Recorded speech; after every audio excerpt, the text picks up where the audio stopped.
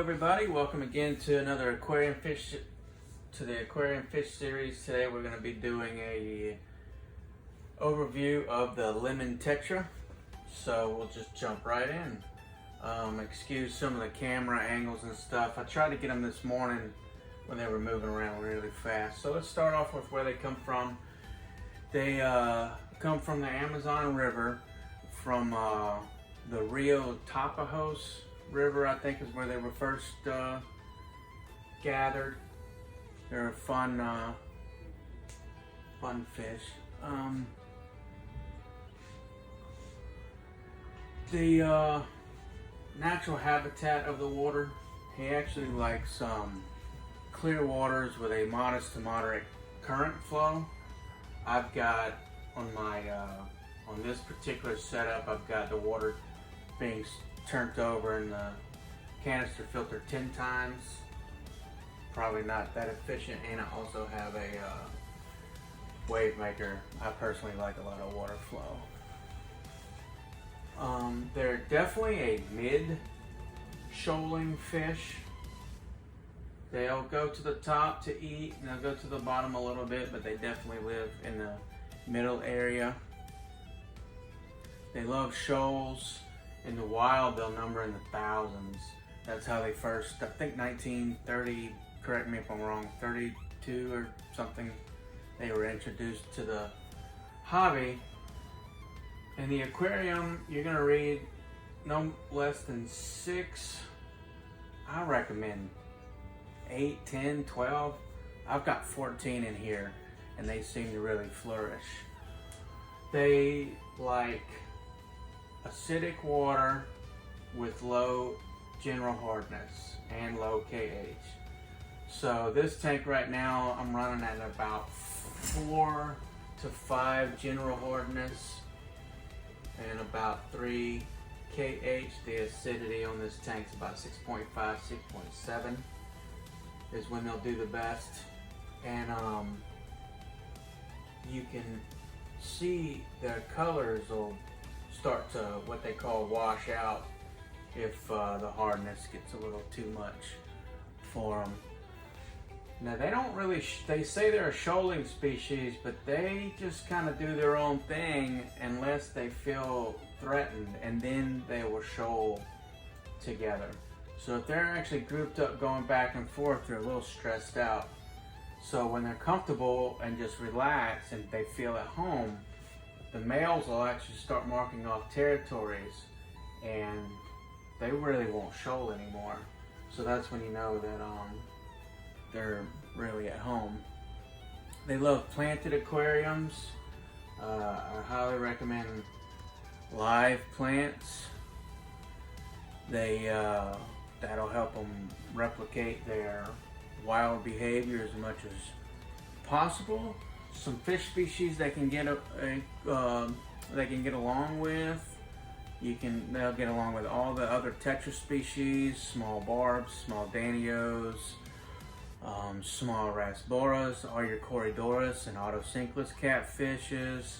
They'll also get along with a few of the South American dwarf cichlids, like all your German blue rams, your Bolivian rams, definitely your pistogramas.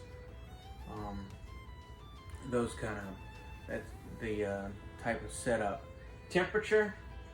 So if you don't want them to breed and you want them to live a little longer, I'd recommend about 74, 75 degrees Fahrenheit. I personally keep it, and have been keeping it, at 80, 81 for breeding purposes, and we'll get to the breeding in a second.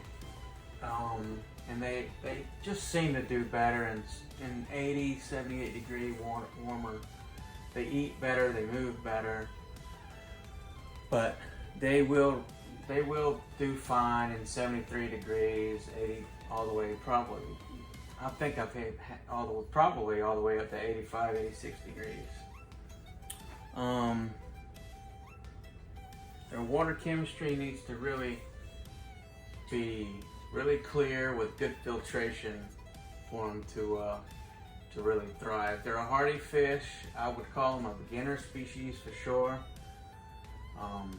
They could deal in a little hard water, tap water with 7.2. They'll live. You just probably won't have them spawning, things like that. Feeding, they'll eat anything. I feed them bug bites, bloodworms, miniature cichlid pellets. They'll eat almost anything you put in there.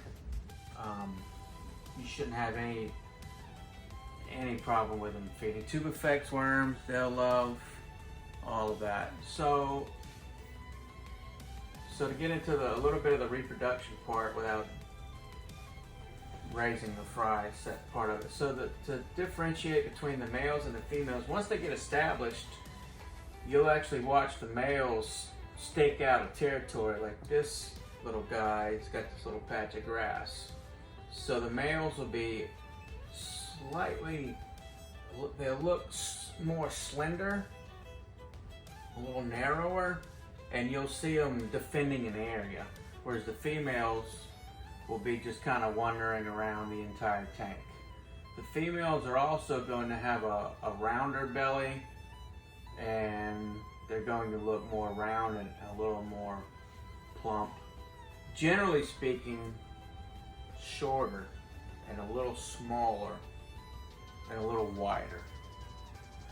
But it takes quite a bit of watching them and staring at them to be able to sex them. But you are able to sex them with pretty much a guarantee. They're not like angelfish where you really just have no clue. So you are able to differentiate male and female.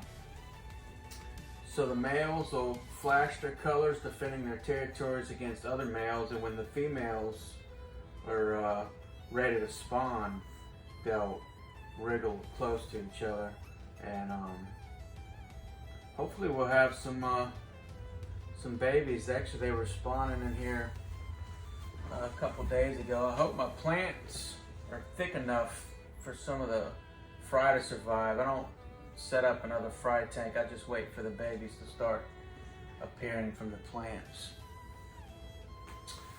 Anyway, that's a brief overview of the lemon tetra.